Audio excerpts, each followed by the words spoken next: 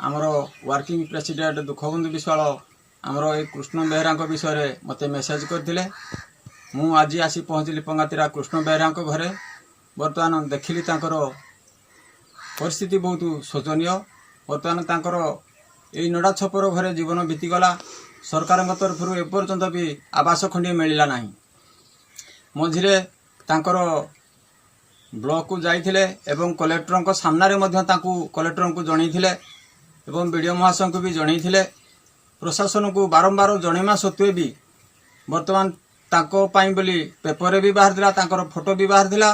तांको कहवा अनुसार तांकर तदंत भी करि आस्थिले, घर चेकिंग करथिले। वर्तमान सुधा भी एते तदंत कला परे एते माଳ योजना आसुची वर्तमान तांको पाई भी ए पर्यंत घर खंडे हेई पारि नाही। तेणुकरी वर्तमान तांकर चतुर्थ अवस्था।